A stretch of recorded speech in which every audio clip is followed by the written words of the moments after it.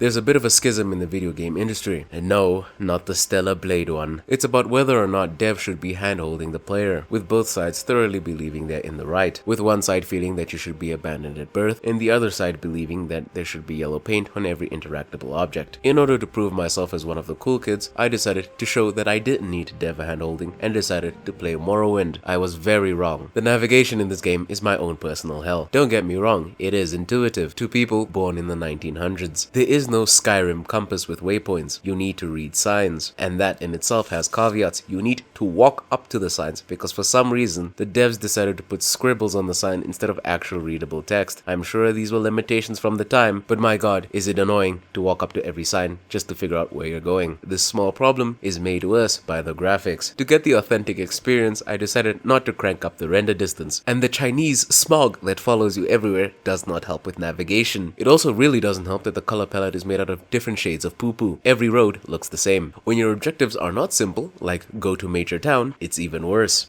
You simply have to find insert character at Dick and Ball's Cave. Where is Dick and Ball's Cave? Oh, it's north of a place you haven't been. Where is the place you haven't been? That sounds like a you issue. I know, half of my problems could be alleviated by, just visiting the wiki. But for the love of God, a wiki should not be part of the gameplay loop. I'm looking at you, Edmund. Half my playthrough was just me looking for where I need to go. By the way, the quest system is just words in a book. There's no way you can prioritize it except, in your own mind. So while looking for one quest, I encountered two different NPCs for two different quests who wanted to go to two different places. Two different places I did not know the location of. One of the NPCs wanted my help to go northwest to deal with a witch who apparently stole all of his shit.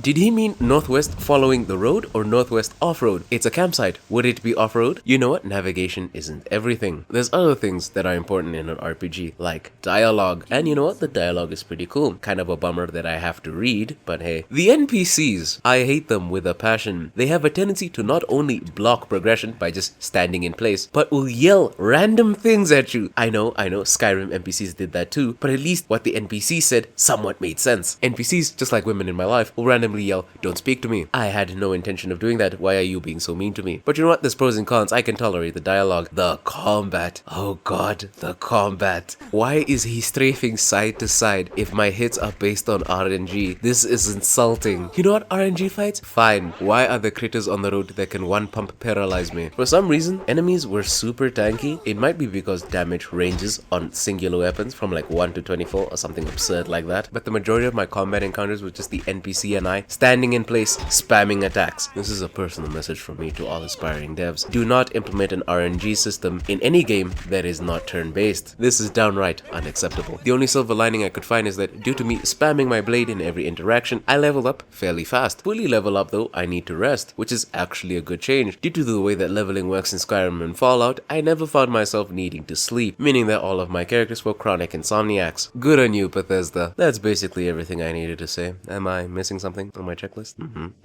Oh yeah, the game runs like shit. According to what I've read, yeah, that's kind of par for the course. It just runs like shit. You can fix this with mods. I don't want to do that. I kind of already exceeded my effort budget for this video by downloading OpenMW. OpenMW isn't a choice, by the way. You need it. First of all, to get, playable human resolutions. And yeah, the original game soft-locked my PC. I needed to hard reset it just to, close the game. So, what do I rate Morrowind out of 10? I didn't finish the game. I just don't have that dog in me. But you know what? Good game. I think there's a lot of dick riding going on. It must be good.